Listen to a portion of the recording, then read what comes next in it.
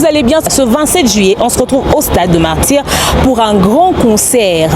Le pasteur Mike Kalamba, il va venir ici et ensemble avec lui, on va élever le nom de Dieu. Une production signée Majabu Gospel. Les billets sont déjà disponibles. C'est le 27 juillet qu'on va se retrouver ici au Stade de Martyrs avec le pasteur Mike Kalamba. Les amis de Rafi qui seront présents. Les amis de Majabu Talent saison 1, saison 2 seront au rendez-vous. Maman Sandra Moui, maman Rosni Kaïba, maman Deborah Lukalou, tous ces chantres que vous connaissez dans le label Majabu Gospel seront au rendez-vous. Et même l'orchestre du pasteur Makalamba sera là. Alors vous devez acheter vos billets.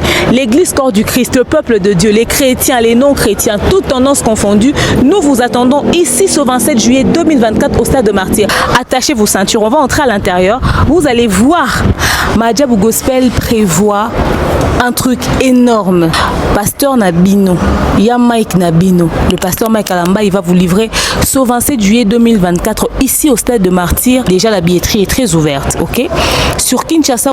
Alors j'invite le peuple de Dieu à se concentrer sur cet événement parce que le Saint-Esprit sera au rendez-vous. Église Nyonso ya ville à Kinshasa, les pasteurs vont acheter des carnets de billets pour leurs fidèles. Des fidèles vont acheter des carnets de billets pour leur famille. Chaque église de la ville de Kinshasa est conviée à participer à l'événement Oyo. Alors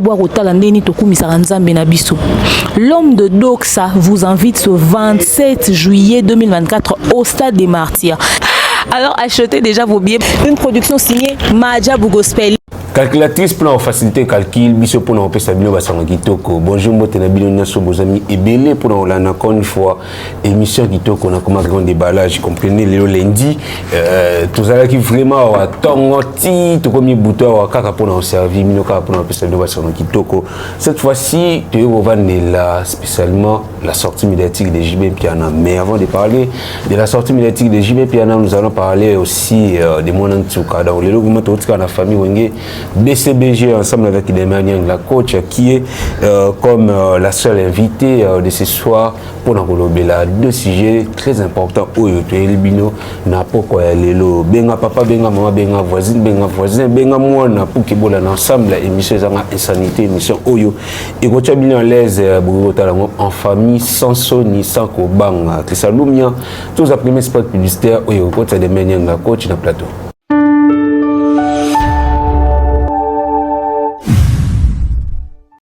De nos jours, l'hygiène intime est une priorité.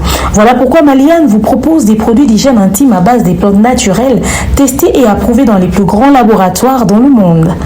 Maliane vous propose des thés de fertilité pour hommes et pour femmes, du thé pour bain à vapeur after accouchement pour soulager les maux de dos, gel intime pour hommes et pour femmes, produits pour les règles douloureuses, fibrome, endométriose, polykystie, myome, resserrement du muscle du vagin, trompe bouchée et j'en passe.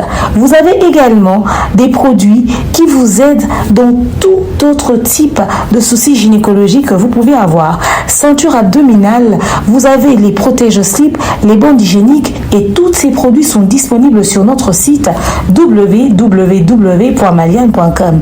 Passez vos commandes à travers notre numéro affiché directement à partir de notre site et vous serez livré partout dans le monde. Maliane pour une hygiène intime parfaite.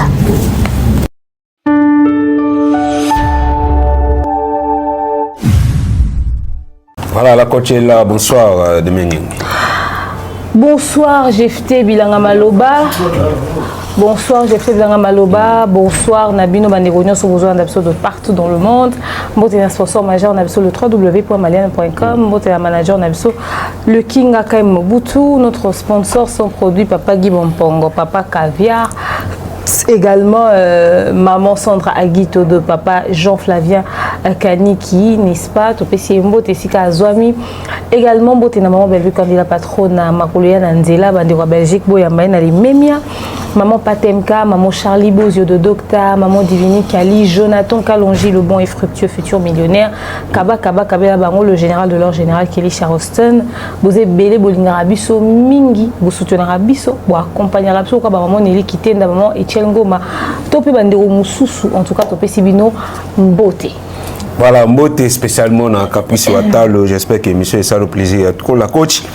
Récemment, on va faire mon antuka et il qui vraiment communauté, il qui mboka pas yoapi mon antuka na famille na ye va venir qu'on réclame ba droit na bango on a sur les cas yena jibem piana oyo et ça c'est important de rappeler na bandeko mais l'autre moni mon antuka koleka na média pour na ko remercier bandeko nyonso basungaki pour que azwa oyo abane koluka et l'autre mona jibem piana a récompensé parce que j'ai été interpellé par la justice et obligé tout et enfin j'ai bien récompensé et le monde en tout cas l'équipe pour nous remercier bandeko oyo tout ba soutenir qui ni no golo ba pour la reconnaissance et monde en tout cas envers ba tout ba soutenir. En tout cas déjà la reconnaissance et bah écoute merci à toi pour ta reconnaissance.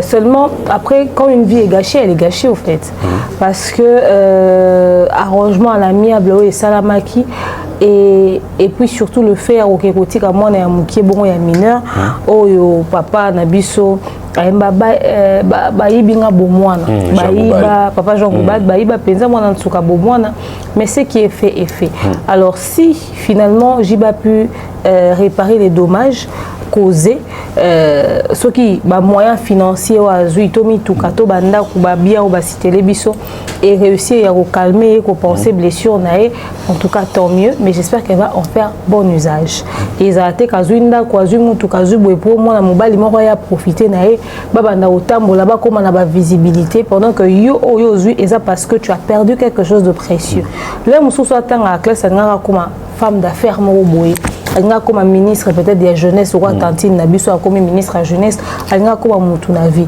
alors j'espère pour elle qu'un jeune homme moroté akoya au lien bon assisi nyoso et puis lobby et comme loi nyongo a vie à JB loko la simbara mona ntuka a opé mais souté to lali to lamuki la motivation et la mobilisation au Congolais azwa ki pona robele la likambo yo to zara na ngoli susouté. On a compris que na minute aussi beaucoup et quand tu as accepté un arrangement à l'amiable même aux yeux de la loi tu as accepté un arrangement à l'amiable alors bobongisi moi naza déjà na kati parce que loko moi na kati bakenda na ndenge mo tene loko o so pia barando so ki ndenge parce que demain même si bokei bakangi JB pour viol lobby moi na natanga obala boza obligé on va na côte à côte boza obligé on ça la facture à libala pona mwana na pona Dani papa et moi papa na maman boza papa moi na boza là ensemble moi na soka zui diplôme et tali moi na te que bokabwana on a besoin à mon les deux parents ensemble tu vois alors dans ce cas là le ko la moi na suka a moni que Likambo Salami elle a pu avoir ce dont elle avait besoin et que tout est bien qui finit bien pour elle. Tant mieux, bonne chance pour la continuité, la suite de sa vie. On espère qu'elle va juste en faire bon usage et qu'elle a tiré de leçons à ça et que les autres parents, moi, on a un talent, tangi sa classe, pesa ba capacité ni solelo Jenny azobina. Moi, on a beaucoup tapé ça la formation. Moi, on a soka zoyemba sur les centres de formation. Moi, on a fait soka zoyemba beaucoup pour encadrer. Lobia comme mutu munene dans milieu p, il y a musique, tout se limiter là, à peu près des réseaux sociaux occupés plus loin que ça. Donc bonne chance à elle pour la suite. Donc c'est toute une leçon pour les autres parents, pour les autres filles, les autres garçons. Donc biso tout bandeko vraiment il solo de toute histoire où il y a mon tout dans JB piano. Il faut vraiment et ça la leçon la biso tout. Donc bonne chance à elle déjà Coli. Moi en tout cas cette fois-ci sois sage. OK. À venir on a vraiment et ça la sucré et ça la heureux na koloba. La coach a toujours on a fait un BCBG quand on nous ça qui nous sommaire qui nous allons parler de JB piano. Nous allons parler de la sortie médiatique de JB piano. JB piano c'est la sortie médiatique pas papier mon lobby dimanche et pas il y a plus vraiment matière et bima qui a ébélé. Commençons d'abord je me permets le baiser qui mon collègue Motamana il a 57 ans d'âge. Waouh, bravo. 57 ans d'âge déjà ils appellent tard de souhaiter joyeux anniversaire parce que là moi nous sommes les 3 fêter le 2 juin.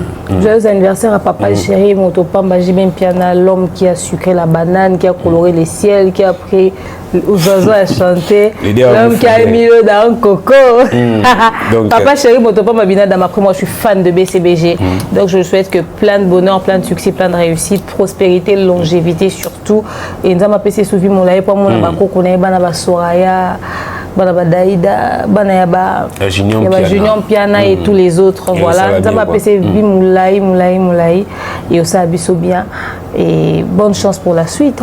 Voilà, encore une fois, joyeux anniversaire à JB Piana. Donc, ça s'est fait, c'est un état, ça a facilité pour oui, c'est beaucoup. Et JB Piana, plus de 30 ans de carrière, je crois, 37 ans de carrière. Avant tout le bilan, on va détailler, monsieur Topé, après, monsieur, c'est émission, n'a pas pimbouma. D'abord, on a plus de 30 ans de carrière à JB Piana. Qu'est-ce que tu retiens? Qu'est-ce que tu as retenu dans la carrière à JB Piana pendant plus de 30 ans de carrière de musique? J'ai retenu que JB n'avait pas un bon manager. JB n'avait pas un bon manager, mais à ça la case a le roi mystère mon bout. Mais surtout tu vois que JB Piana mon na moïté. JB Piana faut monter na pourquoi. Alors les rumeurs va toi le barongoa. Non mais alors les rumeurs mais combien de personnes va témoigner que va couter na JB na moi. Bate. Combien de personnes ba beta li solo activité moi ezai banana moïté pourquoi JB na moi. Bazati. Comment on a JB Zara Lokola, il est au moins luxe, il est au moins spécial, quelque chose de précieux. Oyo comme tu as vu sur la coutane na wera, moyo comme tu as vu sur la coutane na JBT. So qui m'ta coutane na JB yo tourner andenge nini. Est-ce que pour sonner moi non il en poso miliki. Est-ce que JB Zara en poso miliki ngo pende balobaka. Est-ce que JB c'est dit ko yé bali sola JB a mis salara il a mis ça spécial au fait aux yeux de tout le monde. OK? Alors ce cas sur un manager encore plus professionnel, elle a créé vraiment tout un système autour de JB qui rendrait encore plus spécial que ça, au fait. Et mon autre regret, na 37 ans de carrière, c'est que JB a sorti des hits à succès, mais qui ne sont pas devenus planétaires. Qui ne sont pas devenus planétaires, qui n'ont pas été consommés à l'étranger suffisamment. Il y en a des titres, le roi, Omba, titre, le roi, vous avez 48 heures, sans te toucher, ok? Azana Banzembo, Moko Oyo, Soke Yemamaka à l'international, comme Banzembo, Falaise au Beta Lelo, et il y a autre chose. Donc le monde n'a pas pu consommer les pépites aux Ezaki Nakata album, il y a JB, le monde n'a pas pu découvrir suffisamment cet homme qui a fait des hits à succès, à Sala, générique à Kanda. JB c'était un système, c'était un mystère, mais c'était autre chose quoi. Au fait, malheureusement bon.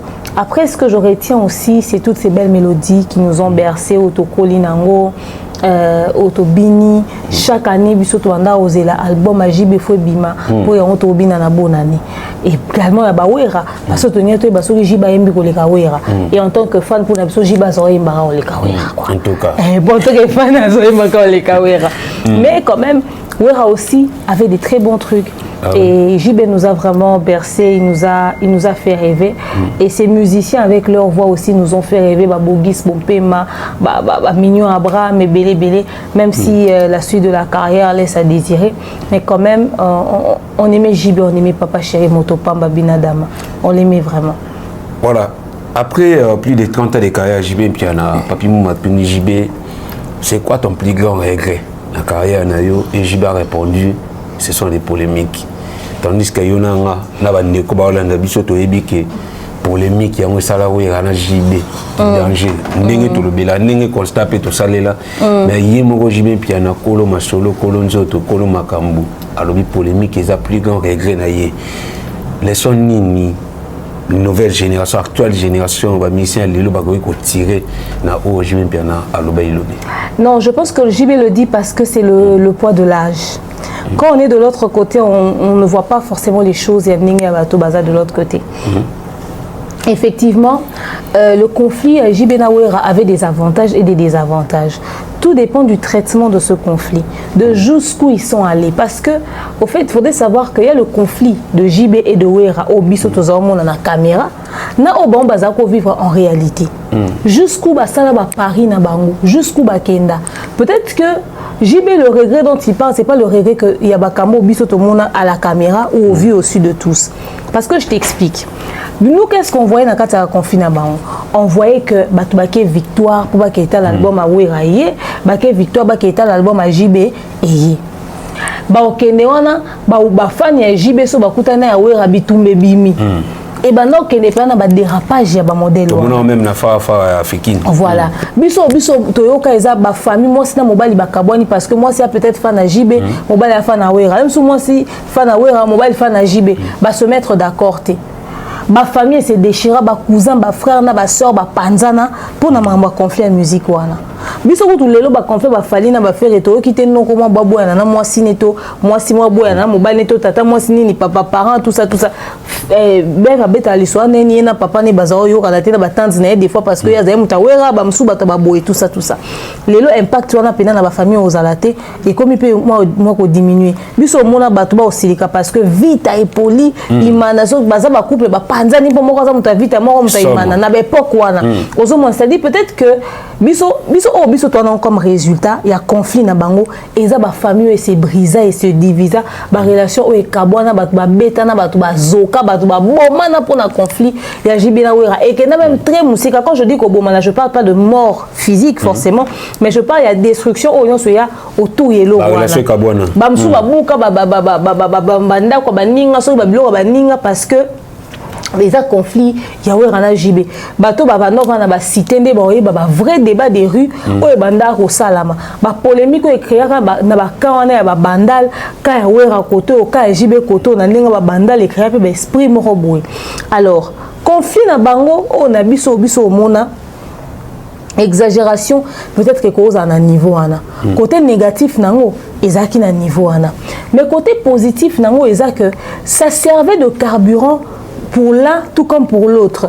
C'est-à-dire, oh, Luka, ah, il y a sali, il y a pefona sala na lobisa. Il y a sali, il y a pena sala na lobisa. C'est-à-dire, l'adrénaline, moi, on est repoussé, bah, c'est surpassé.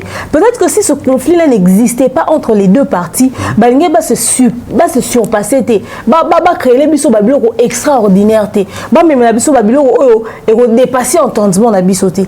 Alors, ezaka, l'adrénaline, l'énergie, le carburant, ezaka, booster, bango, conflit, wana. Et maintenant, ceux qui les suivaient aussi derrière, bah, porter-parole, la baron, tout bah, musicien, la baron, bah, ça compte dans le game, dans le jeu pour se dire, ah, et quel boito, quel débrouille. Et ça là que biso photo là tamakasi so toke pa ma mille la poto éviter to kuta na banani kuna ba pe bala tamakasi biso photo en album mezo il faut tout ça promotion to les kanaba TV bino boleka ba baleka c'est-à-dire ezaki na système wana. Mais maintenant le regret dont JB fait allusion, c'est ce que nous on voyait devant la caméra ya batuba kabwani, batuba panzani, il y a beaucoup de choses dans le quartier, tout eza makambo et kaka derrière la caméra. Oui, parce que tu habites ceux qui est-ce qu'il y avait eu des sacrifices de vies humaines pour que l'album kake simba pour yé loko la betinga pe fona beta balekisa bato. Est-ce que vous comprenez un peu jusqu'au photo maintenant réflexion à biso? Est-ce que comment on a un niveau ana point d'interrogation? Est-ce que comment on a un niveau et sacrifice mo botoke ne baletoki mbongo lumbu pour to ka biloko belé sur les musiciens. To ka ke ba simba ba kisi ba kota ba maison. Amela Ligorodo. Ah, là où JB regrette Amela Ligorodo et Vandena Libumu Etikel Munene pour la conflit parce que les soucis des aïras, il y a ça la olera wera. Alors à regretter à Koeba Kota Mona Ligorodo et la Libumu. Peut-être que Grena est un coup de secteur. Et les ont dit. Les ont dit, tu vois. Donc confirmer que c'est une manière de dire que peut-être que son regret, c'est dans le sens il y a biloko peut-être biso monate. Au cas où ba tout ça ba so potapote tout ça que non il y a kaka na Dubaï. Est-ce que va musicien so comment à niveau il y a kaka pour na ba ça que album les a succès parce que on entend tellement des spéculations autour il y a système il y a industrie musique na biso que quand JB dit il regrette parce que Wera c'était vraiment son vrai pote mais ils ont plus passé du temps à se tirer dessus qu'à se soutenir. Mais moi je me dis qu'aussi dans l'autre sens c'est que s'il n'y avait pas ce conflit ils n'allaient pas se booster suffisamment. Banga ba dans un succès moi normal mais banga ba se booster. Moi je pense qu'ils ne se sont pas suffisamment servis de cette erreur pour aller à l'international. Et faire que succès nous permettre vraiment de malibanda. Bon bah on se contenter dans ma contrôle basé on a ma brassicole, tout bet en terrain, tout ça tout ça africain tout ça boy. Bah on se contenter nango et bah qui tend à reluka pour se vendre suffisamment à l'international. Moi je pense que parmi les regrets, il faut les abawana.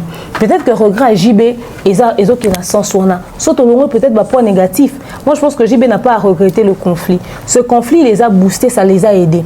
Par contre conflit à musique ils ont aidé les faire na ba falité parce que il y a un qui se démerde, qui se bat bec et ongle pour être à la hauteur, il y a un autre qui stagne, mais qui fait vraiment pratiquement pas trop d'efforts, il dépense pas beaucoup trop d'énergie.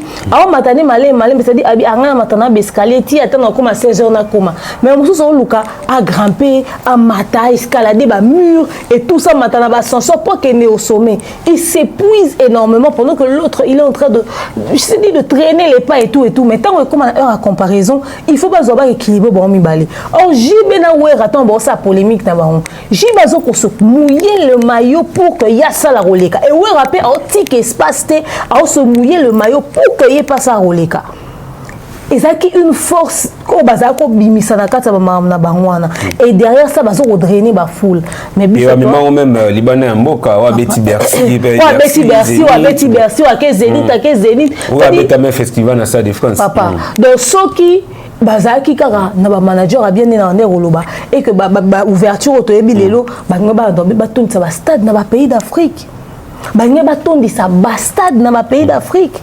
Pourquoi pas en Europe? Ba Nigeria wana ba nini wana nyoso ndia wilo longomba nenga lata Nigeria wana ngeza la wilo longomba peut-être na ba wera na ba jibe parce qu'à l'époque makambo zaki penza na nzoto malheureusement ça n'a pas été le cas. Alors les lots bazo ngaba meka ko réexploiter conflit à wera na jibe mais ba ça la yango te ndenge nabu lucratif bon ça on a monté mama be olukaka to nuire moninga to kitise kaka to ça ka so ndenge po biso to maka to za likolo oh ya wera ezaki otie to tie vrai oye to ezaki na conflit jibe na wera. Donc bref, je ne sais pas si son regret se situe à quel niveau mais qu'il sache que cette guerre Yahweh Rana JB et Boosta artistes et belé. Aujourd'hui, pour que les artistes puissent exister, Baluka a tout pris passer à zapper la guerre na Moutou pour permettre tout ça là les Kamuninga. Ça descendant na bande ba inos bina ba gaz, ba descendant na bande bateau na nyoso. Maintenant, il y a une réflexion qui doit venir par la suite. Voilà. Est-ce qu'ils sont fiers de voir? Parce que peut-être regret na lelo azomona que ala fier et on a résulté à conflit aux dans la musique et ils ont aidé les jeunes à travailler. Or les jeunes ils n'ont pas su faire bon usage de cette guerre de JB de Wera.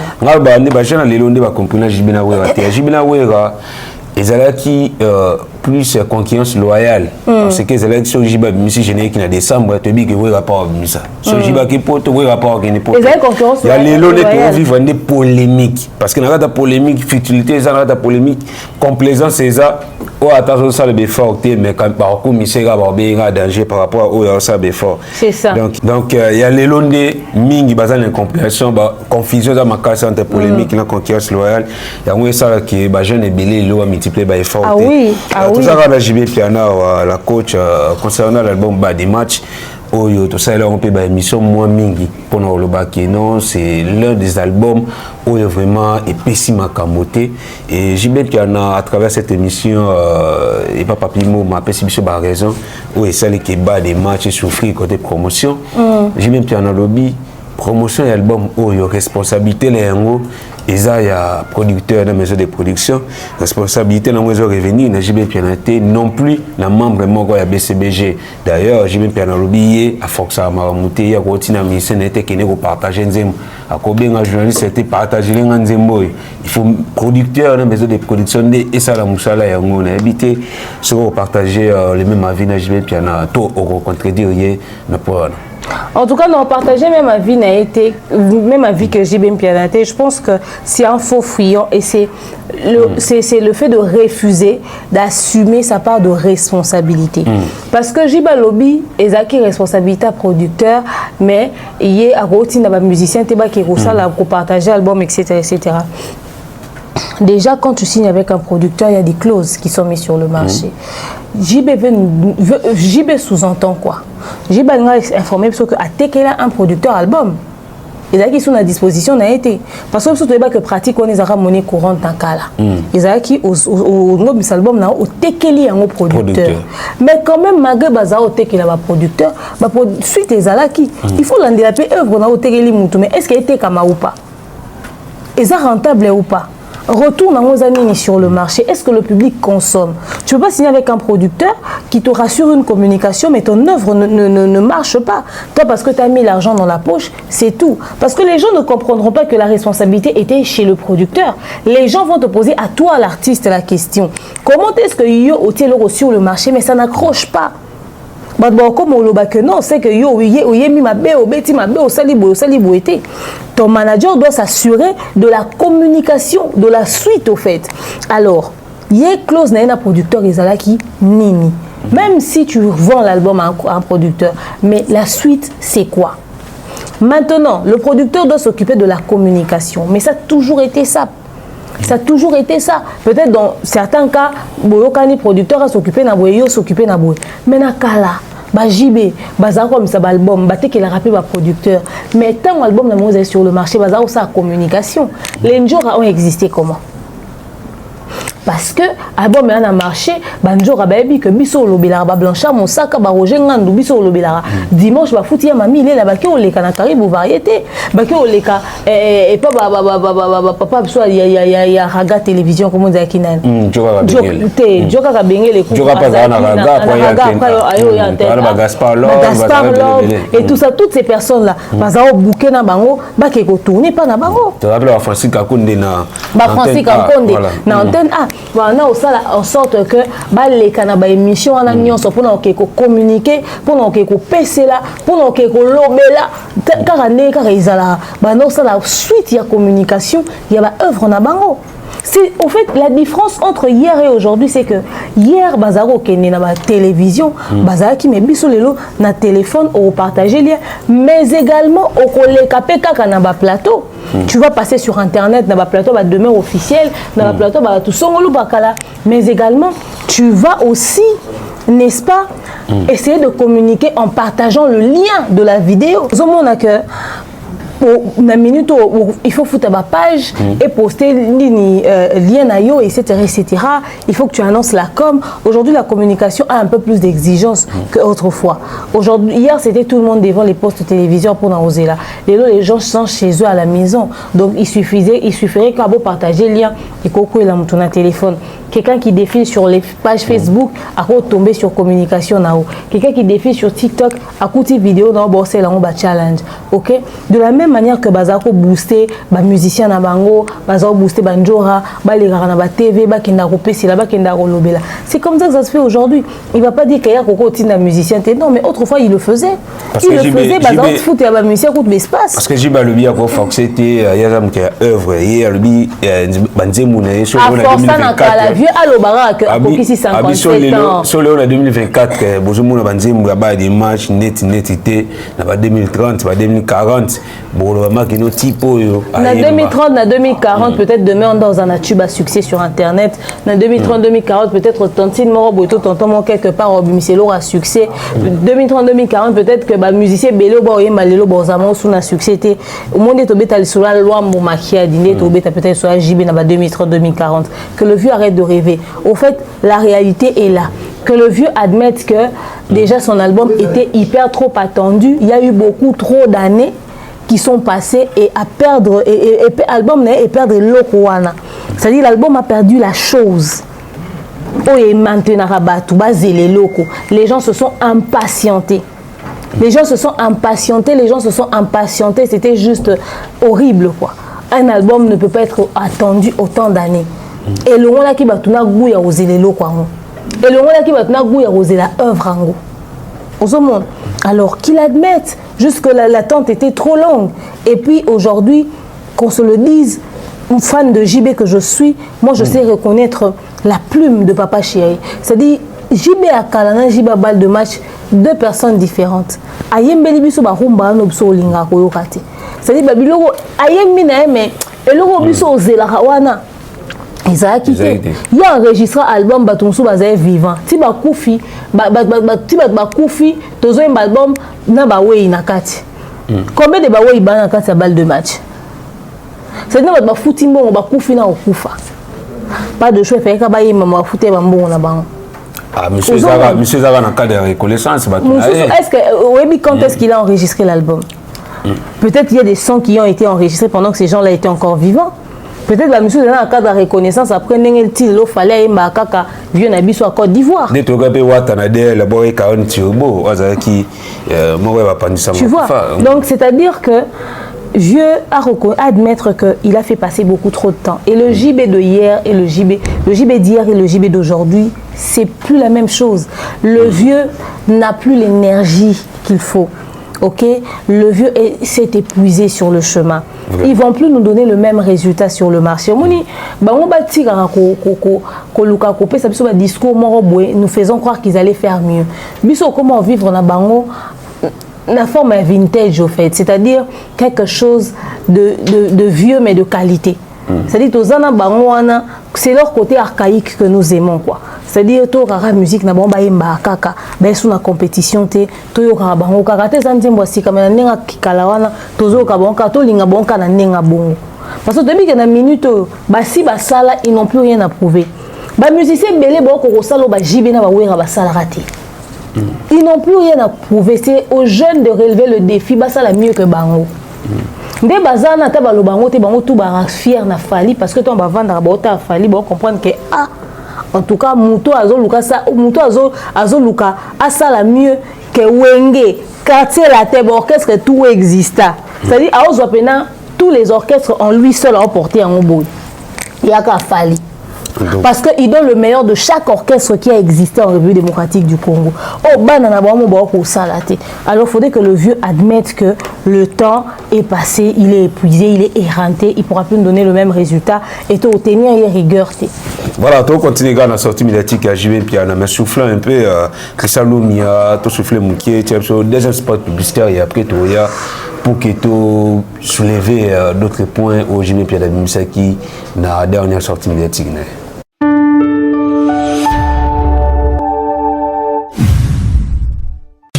Du nouveau à Kinshasa, pour vos cérémonies, les mariages, les concerts, les anniversaires, les funérailles, la solution, c'est l'agence Rissa World Service. Nous vous proposons des hôtesses, des protocoles, un accueil incroyable pour vos différents événements. Également, vous aurez droit à des gadgets qui vous aident à accompagner ces grands événements, tels que des appareils photo, des caméras, des talkie-walkie. Vous avez également la possibilité d'avoir la photo booth 360. Nous vous offrons aussi un service de livraison de cadeaux surprises à domicile. Et nous faisons également la location du tapis rouge. Également, la possibilité de faire une livraison agroalimentaire. Et cela à un prix défiant toute concurrence. Pour nous avoir, c'est simple. Contactez-nous sur Kinshasa au plus 243 993 639 561. Aux États-Unis, c'est sur le plus 1 470 358 16 29. Notre email, c'est le contact@rissaworldservice.com. En bonus, chez Rissa World Service, vous avez la possibilité de choisir les tenues qui vous conviendront le mieux pour ce service d'accueil qui vous accompagnera tout au long de votre événement. Pour un événement de rêve, contactez Rissa World Service.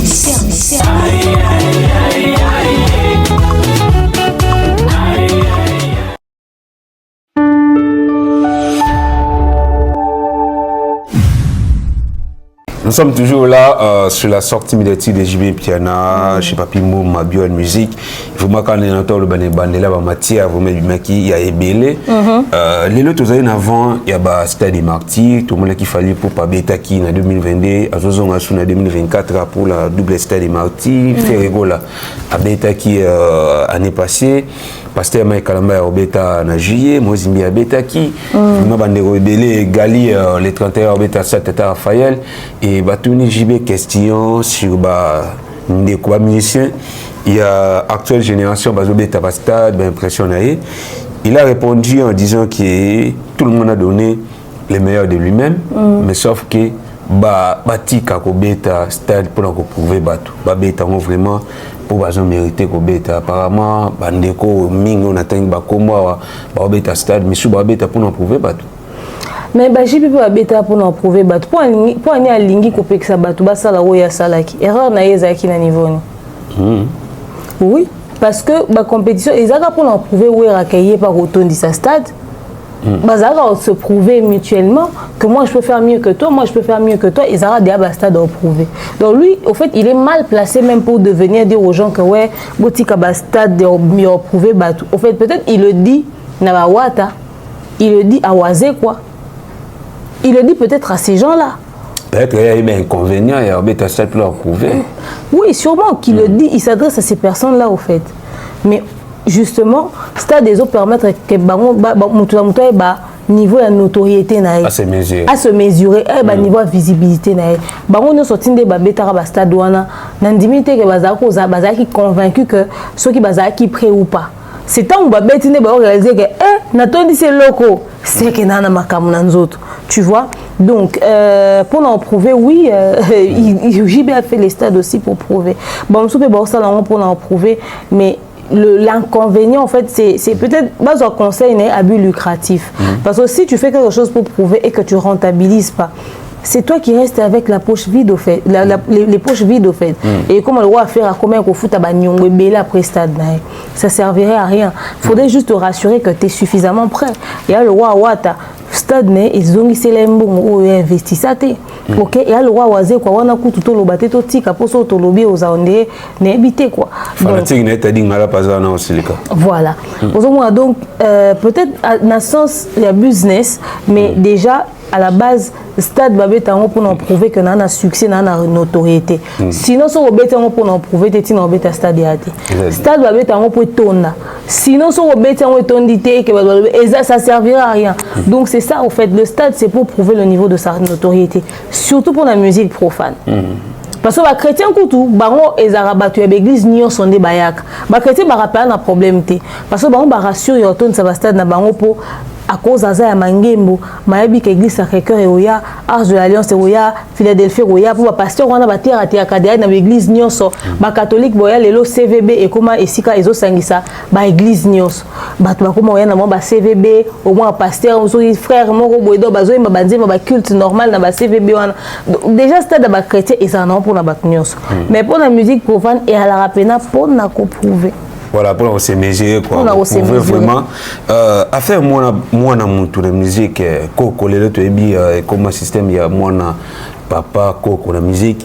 Je crois déjà là 2019 à Luba on a déjà côté les mélango et une émission papi moma aye ko rete les mélango lui moi na mutu la musique à la raté et ça chance na talent il y a musicien il y a chaque musicien les salariés qui le basa d'exploit à ça l'orchestre ça la l'idée abi au monde yo kumisa moi na musique mais moi na nga beta concert ba ben sine yoté atoro bi place wana kofi ouais non mais au fait JB le dit pour moi ça moi naté et JB le dit pour moi ça moi naté parce que JB papa chéri on na ebi so que zaki na moi na ni moi za na succès tel roi ya wata c'est parce que ça na mota ko ça débat banate pour ça ka lobaki moi na musique na mutu na musique azaka ba ngeba tunesko kwani yo ata moi na moi bimiti il y a ngalo ba biso que ba bogis bon pema ba mignon Abraham donc talent na chance les alerte donc JB asala orchestre mobimba ya batu bazanga talent bazanga chance ka yenda zaki le plus talentueux de son orchestre yenda zaki le plus talentueux de son orchestre il y a plus de chance donc on a nié sur l'étoile na bon ils ont fait un molidi ba kaluji balan azan animateur ne moi zo beta bilo akana makasi na non l'effort animateur na akufa azan animateur nani comme ne kimi nani yangala pa akufa braza kombo ekima ah bon cellulaire voilà cellulaire akufa non, mais arrêtez de rigoler. Mais c'est là Koufa Kala. Comment tu es qui m'a Koufa la Braza donc puis à ce même grand animateur quoi. Azé plus animateur de mon sous-soué. Moi ça, tu as liwana Jantamissine ça. Jantamissine oui, mais je sais pas que cellulaire à Koufa. Cellulaire à Koufa. Ça fait combien d'années déjà à peu près? Kala. Oh, Chem, que son âme repose en paix. Je ne savais pas. Donc, tu vois, je crois juste après sortie, il y a son série, il y a ma période. Waouh, mais c'est archaïque, ça, c'est loin. Oh, dinguerie, franchement. Oh, que son âme repose en paix. Aux hommes, on a net, j'entends ici. Bon, c'est gagné. Non, été, comprenez. Et on va moi.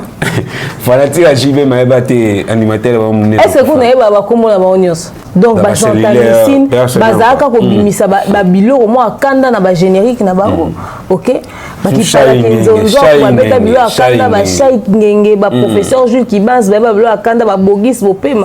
C'est-à-dire papa, dernièrement, on a dit moi JB le baron. On a tonton Bev. Naïmi Nabi, mais JB Nabiso, qu'est-ce qui s'est passé? Nazoyemba le baron. Ils ont son ébélé zong il a rabiso. Mon bamba non Fuji. Ah, Naibisio. Malheureusement, bazana ba talenté, bazana ba chance. Papa, bazana talenté, ba mbablo bulo a moi bongo. Oh, Bogis Opé Moemba. Bato ezali, ba avion pe ba fusée. Ba voiture ataye moto emanzi mabongo penza na koma koyenga yenga pona koluka yo moto emizi mabongo na talente. Ah papa ba le baron ana nyoso ba sebene bana obeta wana ba kipala kinzonzo. Alors Sojibe ça discours c'est pas jalousie. C'est juste parce que quand on n'a pas, on essaie de justifier le pourquoi on n'a pas. Je vais pas faire ça banane chance. Les avoir attendre au la sorte de non masana so parafort na ba le moins to billet j'ai au sopeza te ça va passe. To ça va passe parce que c'est ça parce que c'est parce qu'il n'a pas, qui vient sortir ce discours là parce qu'il y avait des jeunes pétris, enfin quand je dis des jeunes à l'époque na bango pas na msuba mikolo msuba kuba papa mais à l'époque na yé tant obeta musique il y avait du talent. Il y avait du talent, professeur Jules Kibanzwana, mais il y avait des voix chez JB. Barrio de Janeiro. Barrio, papa. Tu vois, le problème c'est que ils n'ont pas pensé à leur carrière solo. Ils se sont limités à JB au fait. Orchestre JBP, musicien basé dans moins différent par rapport à Batawenge. Wata déjà na ba faire bazara na ba kafu na bomo bazara na wenge.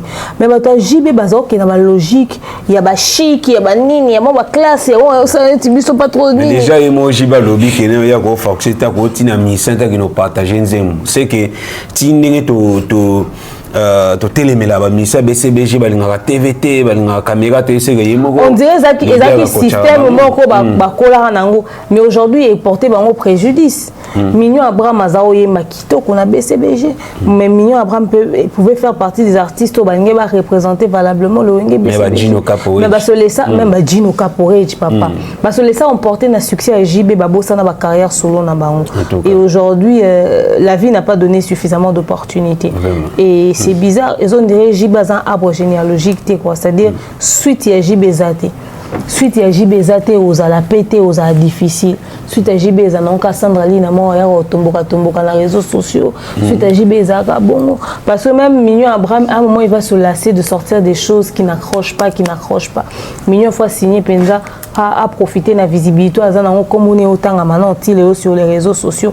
Mignon fois bossa na ko les émissions ko défendre Fali to ko le Fali qui analyse atala ambassy ko to za mwana Fali atali stade de France te à abîmer sa carrière solo yo le bila Fali timu ko nini tant Fali za na quartier la taille yo za na BCBG papa. Profiter dans le fait que vous en bon terme maintenant Fali au sala babilo qu'on a au tia babilo en place là mususu et au benda yobi là musupe au bendo yango ambassade bimike no luke bosa lem soit ta fit mon bochi wana on sa succès luka bosa ta fit Ibrator qui sonita qui c'est-à-dire profite de l'instant présent parce que après m'a fallait ba visa o limo sous actualité limo kei ozomo en tout cas yogutu lingo batanga ta kombo na musique vraiment déplique à kokati ma forcer à na fabrigas va ça la teloko donc profite à ta de l'instant présent moi que sur le lobby Mignon Abraham a du moins visibilité j'ai beau changer discours en tout cas c'est un bon conseil aussi Mignon Abraham parce que papa pendant que lui il est en train de parler de Fali fait son taf vraiment Fali fait sa carrière Fally fait son histoire, Fally trace son chemin. Qu'est-ce que Mignon Abraham pense de la suite de sa carrière? Peut-être que Bisson est poussé, mais il y a évidemment que c'est bon, c'est fini, surtout quand une visa poto. Non, quand on entend le chanteur, il y a Lilo, Michel, Lilo, jeune Lilo, ça vraiment la confusion makasi. Parce que même à l'époque, grand, ça va appeler pire petit na bango. Tant on a papa ou pire petit na jibe piana. Tant on a confié mide na we rason, mais on est quoi empêcher we rason était à ça la musala na jiba ça musala na et pour ça bango te ba les gars TV ba on va porter parole na bango, mais ba garda qui grand frère qui petit frère, mais contrairement les autres celui qui a grand frère moi pour se payer na yale. Yo comme yo comment na analyste porter parole na sur la place te beaucoup bien sur les gars émission ya ko bundela ka Fally ya ko défendre ka Fally. Na quand on est tout le monde a miel comme ça on peut faire tout le monde c'est donc c'est vraiment bizarre voilà. Faites votre carrière au fait parce que le même Fally que vous voyez là, Fally va pas faire ça pour vous.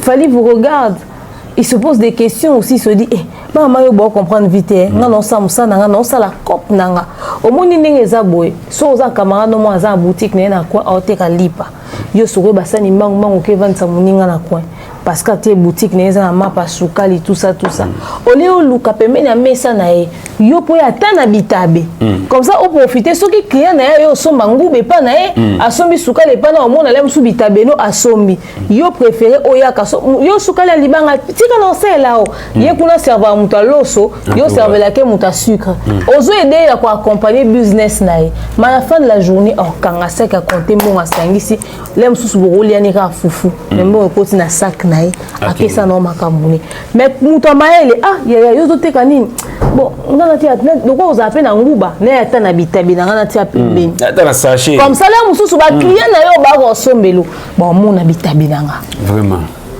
En tout cas, Toli, tu peux conseiller Koti, Wazan Mato Yoka, Yesu Talobon, c'est la montagne.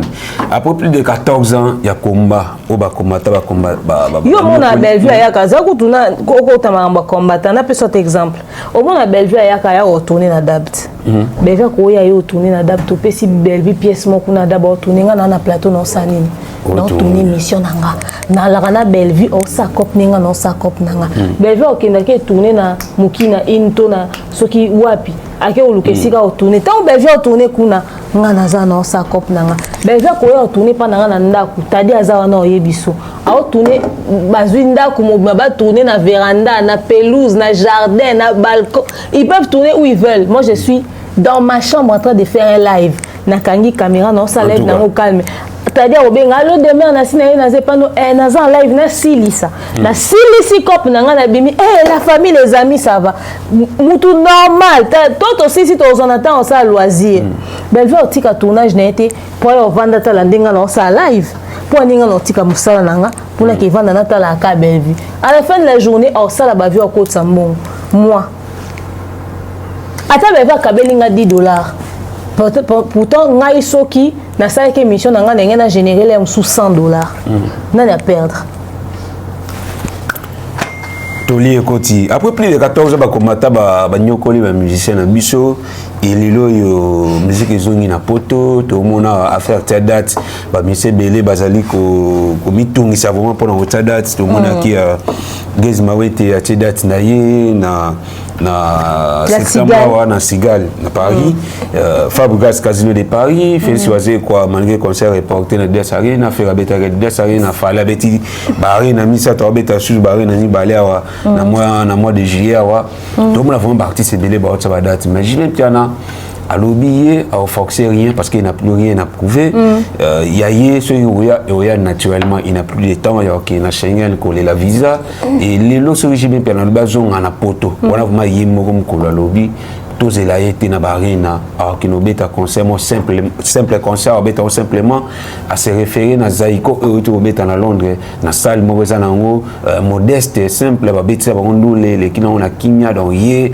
barina banini n'a plus de temps pour ça même si soit bien régime puis on a peureux même si soit bien régime puis na sage yo bien nan j'ai pas encore entendu une réflexion avec une telle rationalité na ba colonios.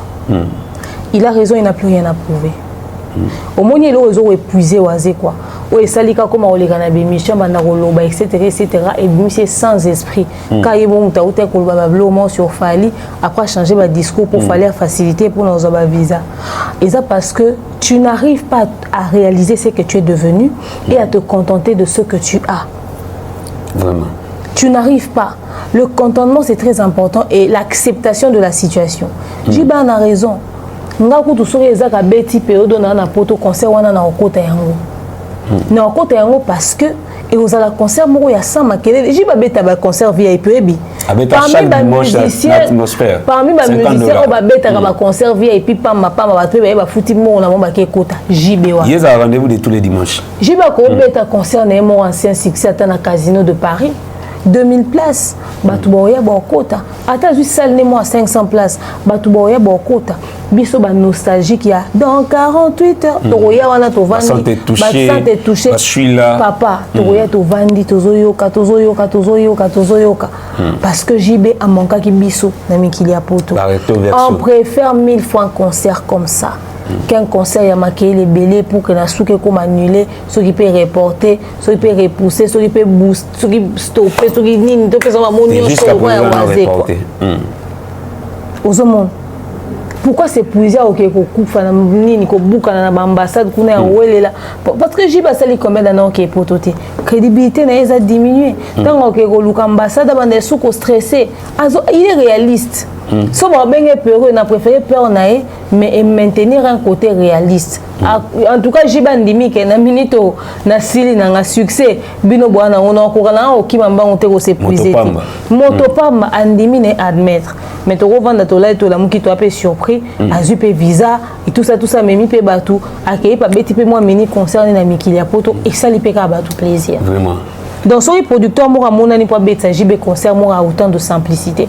Pourquoi pas ça lango et au ça biso bien et au ça la biso bien et toujours les grands artistes ba mira ba luka ko prouver au-delà ya ba capacité na ba. J'ai bien bien lobby analyste lelo ba journaliste analyste ba so bomma musique baza ko intoxiquer baza ko diaboliser ba artiste baza ko kuma ba artiste na nzela mabe abi d'ailleurs hier a qui par contre ba réseaux sociaux a revendre boé ségué par exemple a ko bien nga prise ba fingo pa kinga ni vraiment to no de marabi il y a pe qui ça pas c'est bien ça li kukuma na ta ofunda ofunda non ndeni le président des exemples rapides des baofingo vie pour vie abia répondre à message na boye ki ba fingi binoté bozana droit qui ne correspond te riposter te botika bango bongo abi derrière so yemu ta fingi lengi o fa ba mari jamba pambolé genre ya discours à bongo supposant sur les ala qui pas ba leader ni so ya lelo monter que futilité ou to banalité et les artistes na musique à Congo est-ce que jiba avec sincère tant on appelle ça non lo ba na lo ben na manda na jibe eza na so les exemples VCG fondé en tout cas VCG pardon au fondé pardon yo ko funda no kutetika ka vetika ko funda ate au fait oh et comme lelo na ba analyste lelo ya ba résultat au bino tolérant na musique tant on a ko episode dernièrement que manda chante ba fingi so ina nani tolobaki vie et sali biso passe mais ba vie bazo zoape ba résultat ya oyo ba sema fruit ba analyse ya lelo na ba mafinga ya lelo mais vie pas na batni ba lera na bemission ba démarrer rapide ba jibi bazana na botna ba démarrer biso to ebi que ezaki na ba Roger Ngandu ba ko pesela Musaka aya kati mo mangala après jour mo boto mo la pe moi des personnes mo pe ba bimi ba tout type bordure na ndenge mo ya bianté na ngamba we rapide to zena Sankara et mon père aya bimi akea après jour mo to mo adazo ba comme tout ba bordure en désordre au fait le faire wa rolobela ra batu kwa au démarrer ka batu et outi awate et ça ba fruit ya bato bon bazalaka nango ba bureau ba lekaka chaque dimanche na ba émission ba roloba nde suite nango yango et ça système ba créer siko eboti bana or papa ko obota bana mais bana au moins na robota est-ce que vous avez la même valeur au ba ko inculquer ba ndenge mona au papa botaki au moins que éducation ba ko baza nango eza ba éducation bana ba parents ba pesa bana te donc moi na mona oya na ndenge na ça dit bino boya ki na système moko mais système wana ba to ba ko moderniser yango ba moni que bino peut-être vous avez souka na ba ndenge moko bon ba bito biso photo exagérer to élargir ngana on dit maté ba finga wera na on dit maté ba finga jibe na on dit maté ba finga vie likunya na on dit maté ba finga ba tutu o ba sala musique na biso o ba emportera biso tout comme na on dit maté ba finga ezala ba seguin ezala ba ferré ezala ba nani ba musicien ba o kakol ba fingi o koto ba fingi non il faut to yana sujet autoza o lobeza nini tant ozo ba jiba sili c'est sur des faits. Sur base de quoi on le JB à Sili. JB au Kokobeta sur base de quoi tout tika la sur ba carrière ya ba musicien na biso sur o bazo luka ko pesa et nous a luka ko côté ba ba connaître JB na ajoso fingi JB. O fingele nini pour bakisa nini pour longola nini pour ozwa nini parce que JB déjà ça pratiquement mes missions té. Ça mes monsieur Belé junior. Yé mon papa a ça. On dirait doser. On dirait peut ta doser na banda tout année ba bordure à limona. Tu vois. Donc il faudrait vraiment que Batouba Megaotia, moi, le système analyse, tout le monde est devenu analyste. Même quelqu'un qui dit des choses remplies d'incohérence, autourni à analyste. Azo analyser nini. So autourni déjà de par sa définition, c'est quoi une analyse? On va définir analyse. Mais aux hommes on a quand même que Batouba baza analyse. Et Batouba nande baza ko causer ba dégâts et belé dans milieu de musique au bisoto aux aba victime na. Tu vois? Bisne tisiko pena atayo mo pena. Obi ko sou qui ça vient na biso. Oh, j'ai pas le bien qui a ça comme exemple. Oh, succès monté mama B. Parce que je sais que sur Alandi, il faut qu'on rapporte information. Au BCV les bakou. Aux hommes, c'est-à-dire neti bobé c'est gagner minute à mati miniature. Au éviter trouble ni neuro créer na famille parce que vieux déjà il pourra même pas se au fait prenons pas seulement les personnes qui ont la parole pour parler, la bouche pour parler. Prenons même vieux na biso c'est gagner à mati miniature ba quartier ba publier vieux. Auto likamo et Olivier. Déjà lui-même pour encaisser la nouvelle. Tout pour expliquer bateau. Aux hommes on a que et ça va tout sous hasard peut-être namaloba ya roloba. Alors roloba te pour réseaux sociaux ils ont dépassé entendement na. Ba limite ils ont ali souté.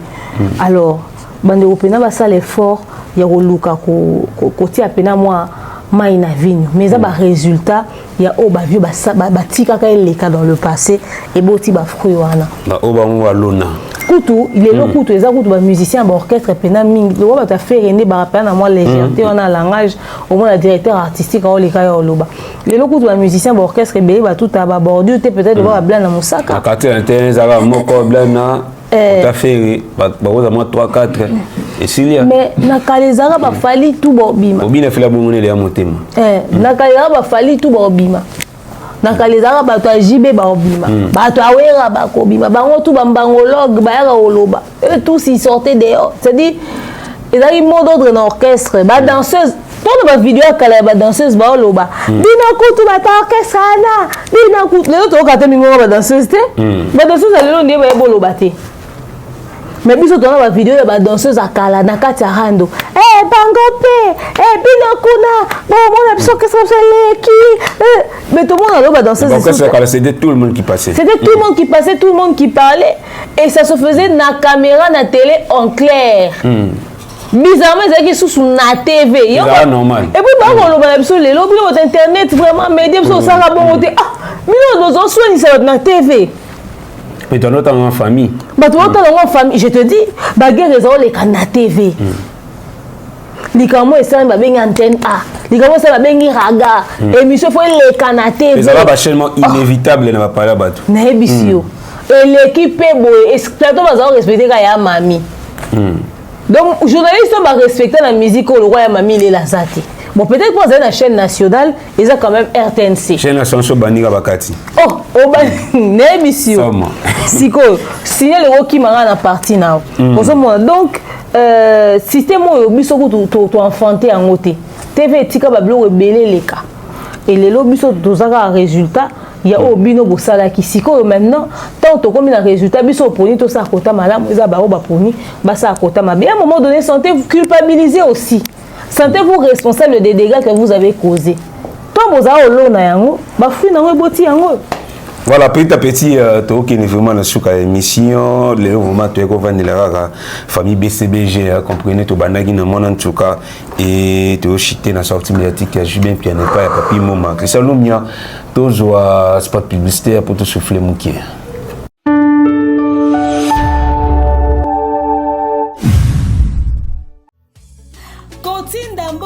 Facilité et combiner l'Isanoé grâce à TapTapSend. Et oui, ma communauté, vous êtes en Europe, au Canada, aux États-Unis et vous souhaiterez envoyer de l'argent vers la République démocratique du Congo ou le Congo-Brazzaville, c'est très simple. Téléchargez l'application TapTapSend, demandez le numéro de téléphone de la personne à qui vous voulez envoyer de l'argent et rassurez-vous que cette personne a Orange Money, M-Pesa, Airtel Money ou MTN Money. Prenez l'identité de la personne qui est enregistrée, notez-le correctement et surtout, mettez le numéro de compte associé à votre carte. Mettez par la suite le montant que vous souhaiterez transférer à cette personne. Retenez ceci, dans un système, il y a code promo. Ce qui est code promo demeure, DEMEURE. Tanguyo okosala envoi ya kotinda mbongo okofuta kaka. 0 frais de transfert. Le Corona akoyamba mbongo en toute quiétude à partir ya téléphone naé et cette personne pourra se diriger dans n'importe quel shop au coin de son avenue sans avoir besoin d'un code. Juste aller et retirer rapide, fiable, sécurisé et très simple. Tout cela grâce à TapTapSend. Avec TapTapSend, pas de problème de connexion, pas de retard. Une fois au Tindi et commis, tu tapes et tu sends. Code promo demeure. Recommandez-le à tous vos proches. TapTapSend. Ah, l'équipe en haut tout quoi.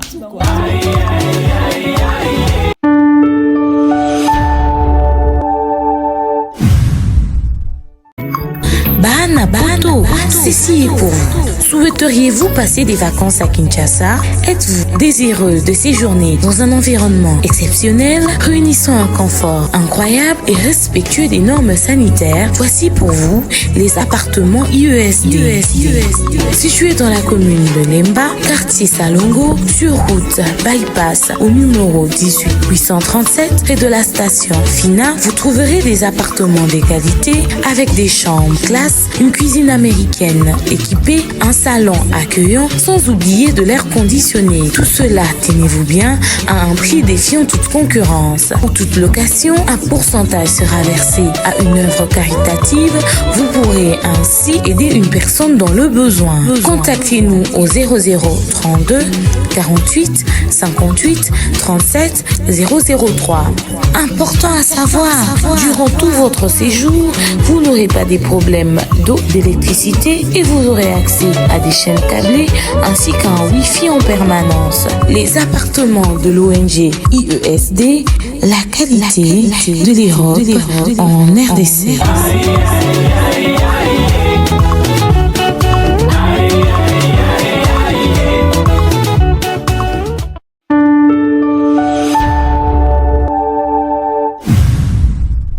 Voilà, tout ça, on a Jibin Piana, la coach sortie médiatique, Jibin Piana, pas papi, moi vraiment, il y a Olo Bezala qui est ming, vous m'avez dit, qui va les loyo, et belé, bah, imara, qui va, vieux, bah, l'ingo soutenir, bah, petite, donc, déjà, qui fali, ferré, ouata, rosana, événement, événement, bah, bimé, les personnes invitations, si le point, on a petit, même la répétition, et papi, moi, bah, tout ni Jibin Piana, question, Jibin Piana répondre que, à l'époque, bah, c'est une bonne, bah, jeune, bango kutuné babana okino luka ba vie, c'est-à-dire Jimmy Pianango qui demande à répéter un concert, il y a papa Ivoloko, il y a papa Wemba, wa ko ya répéter un concert ko Kofi Olomide ba ko tala ba vie na bango. Il y a lelo albi envie wana topé pour ça ne ko kozala. Il y a okene ko assister na événement ya petit mo boye, mais interprétation et vous allez mabé. Bilelo yo interprétation comme mauvaise, jiba ko ya na événement ya petit mo boye. Car entourage ya misana ba olobaki non ayobeno makolo ayobeno makambu zala mayele et ça décourage, raison pour laquelle ba jibe ba wera ba se retirer la bango na makambu susu déjà ya soutenir ba jeune jiba raison apparemment na pekisa ki ko na concert à Wata parce que kuna ezaki surprise te azaki pena convié yena wera ba invité ki bango bazali ba invité à concert héritier Watanabe héritier ebe kutu ke ba oya au point à cela wera gâteau kuna balinga ba kosela bango te ke ba beni mutu makolo ba kende te poigné bango ba famille wenge ba la clan wenge bango c'est wenge ou rien ils ne jurent que par ça et si ka ba obenga ba olobate ke ba bendi mama makolo famille na bango monana ezana ya opanzana au point où bana ba c'est la papa que voice wana sali boye ba kosa na biso to vana na we raté mais to bi omunga we raté ya lokuta poani ba kenda e pas ferité pour la monsieur pas fali bon le ba que fali le bi ba bendi ba makolo bon até pas faire moi na bango pourquoi ils partent pas là-bas pourquoi ils partent pas chez Déplique pourquoi ils partent pas là où ils sont les bienvenus au fait bah si ba ke eta mon ami ils ont un endroit où ba ko kende ba ke nota inosbi ba lobi na mama bendi ba makolo to moni likunya na podium inosbit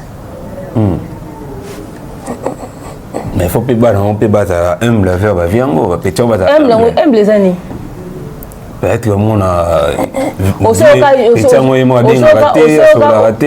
ko benga ko so aba ozende ba benga bango mais il faut considération zalati considération za ndengeni fallait ça manquer jibe respect fallait ça manquer wera respect considération za na couleur ni ils ont blum so nso ko miso ke lo asomo ka bango moko bali ba traiter bango netindeni comme des demi-dieux. Le respect, c'est le respect à la rigueur. On ne vous a pas manqué de respect, on ne vous a pas manqué de respect. Bah, vieux, bah, le bapé vérité que par moment, bah, rappé fier, bah, réussi, t'as bah, moussou pété. Bah, vieux, bah, na, bah, 12, na, bah, on n'a n'engé, na, bah, on pé. Bah, mitia, na, 4, bulle, moi, bah, mitia, réfléchir, bah, mitia, l'eau, monde, na, moutou, na, bah, on bah, créer, au fait, bah, créer situation, tout climat, wana. Alors, bah, vieux, bah, roya, au lobaté. Que voilà, parce que petit, oui, c'est vrai, mais ils pensent ça pourquoi de vous? Pourquoi ils pensent que Bossa là? Fallait bangata matin na podium ma vieux likunya. Mais la vieux likunya on est traité par la suite. L'obia qui matin sous na podium. Pendant que ça ouais remonter ma pas si tant likunya pendant que ça ouais remonter ma pas si tant likunya a un micro na podium il y a ferré et au bimani ni que à pessier makambo mais sur les acquis na sens mususu les acquis na podium ma fali to ya mutu musu banga ba bani abendi makambo pour jour baga daju linge koya ba beke fali abendi daju makambo daju na take bango na ba la succès planétaire album est réussi ça makambo fali abendi keza et qui va makambo abendi c'est-à-dire ba vieux bango pe baza pe vrai péter na ba petit p il y a part de responsabilité na bango parce qu'il y a des petits au batika leur manquer bango respecter publiquement au ba considérer bango kaka ba qui a été pas bien affilé ba qui na kuna te bien affilé il y a ma bango te faut ba traiter bango bien wapi ba qui pas bien affilé ba qui n'est pas je ne sais pas moi quel musicien pas Gezma est ça finga jibi assez manqué pour un petit il faut pas qu'il ne se sentir considéré Gezma derrière où taloba il donne c'est Watson est-ce que vous avez ça a dit que Gaz orbite na cicatel ou raillé par surprise ayo tala Gaz en plein concert Jibatali petit Gaz ma wita zo évoluer kitoko Gali Garvey orbite na Tata Raphaël ba kitali Gali ana problème mututé a son na raté a na guerre terre na conflit JB Peno sali Gali Garvey surprise ba annoncer Gali Garvey JB Mpiana et en bas ah papa bon ma ligne petit nini ka ba fali na ba faire ça va faire pour na mambo webe na mama kolo bo keta gali rebo beta concert ba keta rebo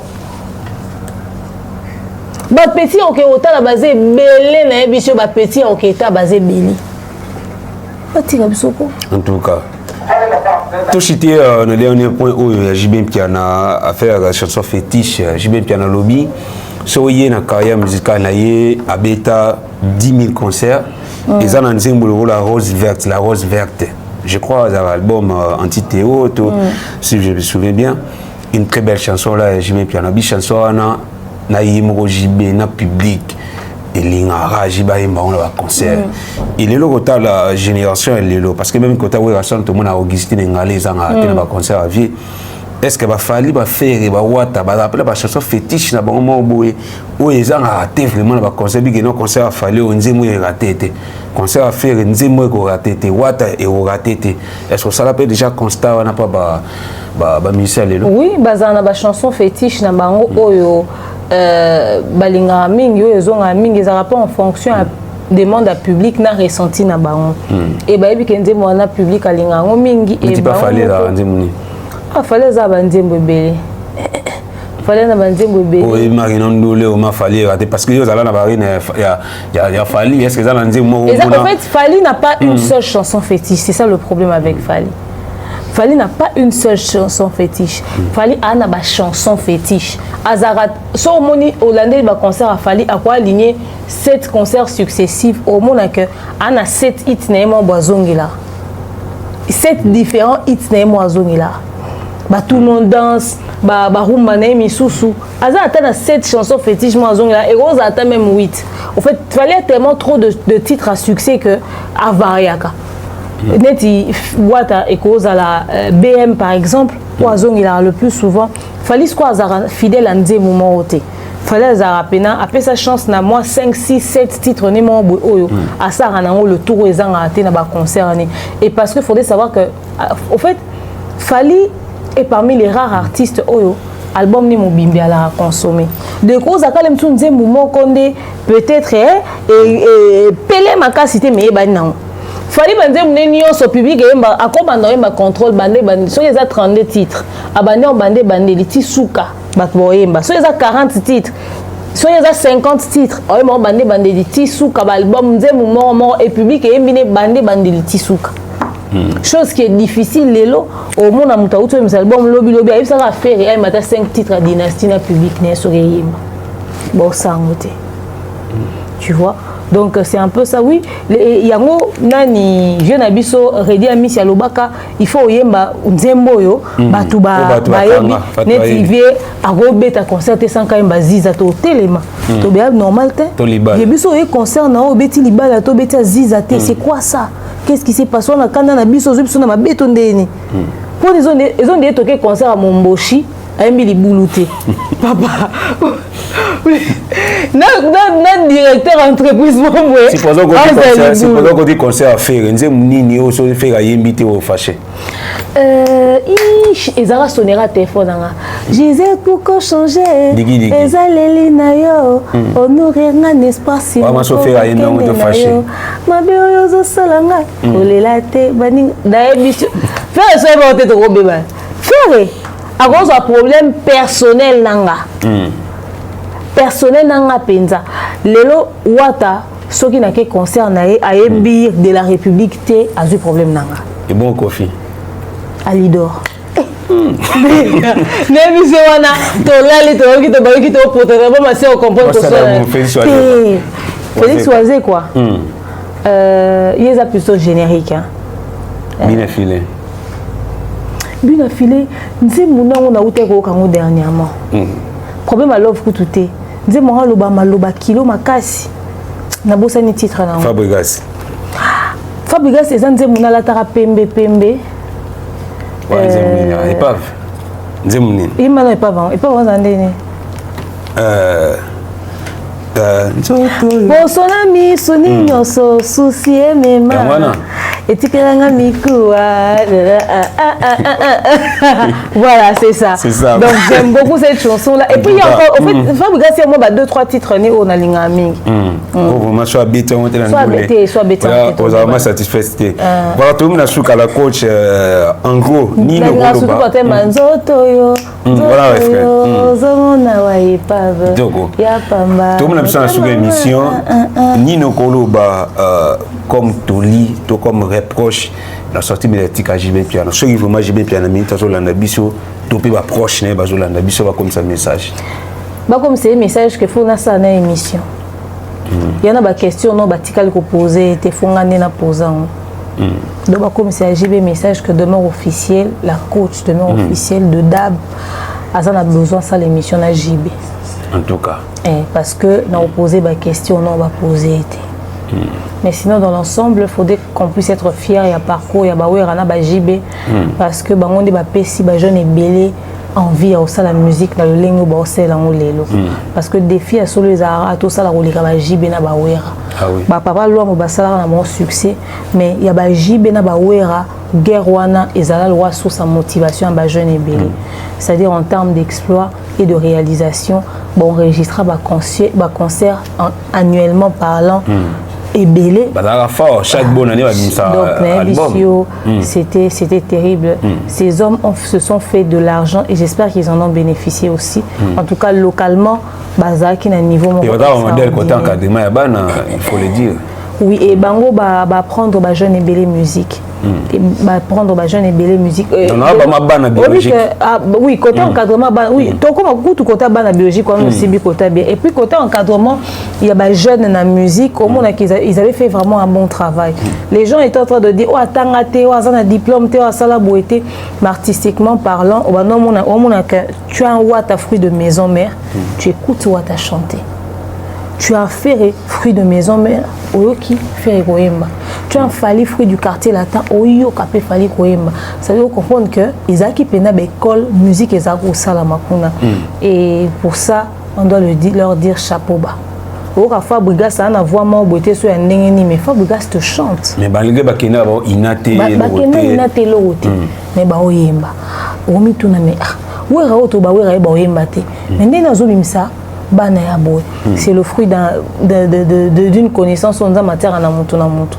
C'est-à-dire formation pendi ezalaki quartier latin à l'école, BCBG à l'école, oui rasson avec son maison mais papa oui avec vive la musique également. Donc orchestre belé basara pena musalo bantuano ba musique eza musala ya bazoba batanga ate ba illettré mais oyo ka musique komi tuni o bana inate. C'est sur œuvre à ni basala ba chef d'œuvre.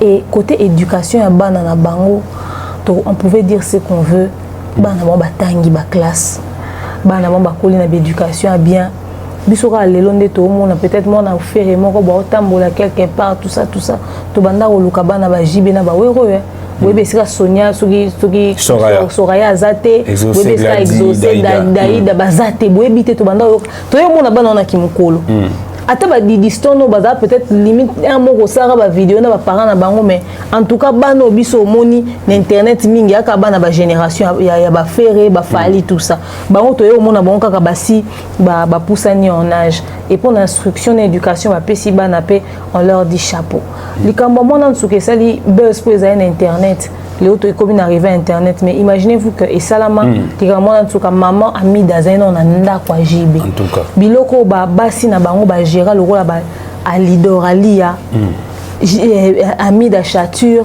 si des jimam pata basi wana ba gérer ba biloko basi belle na milieu musique ba koka ko gérer c'est pour ça aussi ba musicien so ba salara ba choix moko extraordinaire en tout cas pour ça aussi on leur dit chapeau et toro ça ba analyse de ce qu'on veut na domaine mais il y a des points sur lesquels il faudrait tirer chapeau pour et j'en profite d'ailleurs pour féliciter mon pata pour son école vraiment bon il est bien dans l'école côté Mboudi.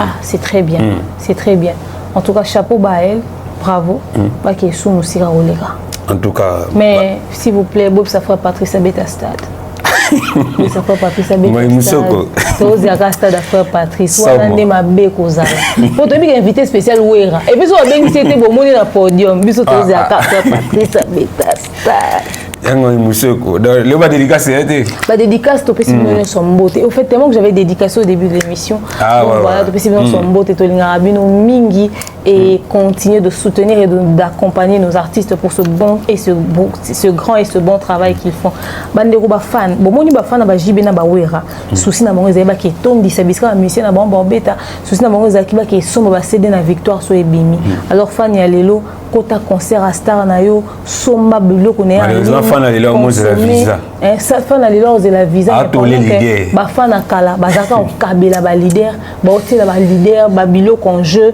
c'est-à-dire bazo sapena ba club na bango ba sangisi ba mbongo pour ba ke ko soutenir elo mo ya leader fan na soutenir artiste ba fan pour soutenir l'artiste Nabino. Et ça bien. Donc merci la coach pour la disponibilité. J'espère qu'il y a vraiment toujours le calme est bon, le calme est bon. Dans la sixième tension, ça va. Cholestérol, ça va. JB c'est un cas, non mais JB c'est un cas. Encore une fois, joyeux anniversaire Papa Cheikh, 57 ans d'âge. Vraiment, ça s'est fait autant la vie a toujours fort malgré l'âge. Tomi Touna, est-ce que ministère de la génération vraiment tant comment 50 ans, plus de 50 ans, aspect physique, est-ce que force et vous allez se tenir pendant longtemps au podium. Espérons que vous allez ça sport très important. Il faut le faire. Merci à Bilouna Sobolenda Ibiso. Mauvais Gelo Blangon de tous les temps, de tous les jours. Kabinka comment présente. Merci Lumia pour la réalisation. Il y a des images, conseil ça au dénacement. Et on chité na Caprice Watalo. Et on chité maman Sandra Guito, papa Jean-Flavien Kaniki. Et maman Sandra Guito, merci pour le soutien. Oh, chité na maman Maliane. Maman Maliane, papa Kavia. Papa Kavia, papa Guy Bonpongo. Toujours. Le partenaire majeur dans Tobo, ça n'a jamais. Bino, merci le manager le plus discret du monde, Akaye Mobutu. Si tu as senti Chingal la main, Galou, Kisalo Mia, Kama Kamira, Tokuta Malasima. Bye. Oh, Yahweh, Kumama.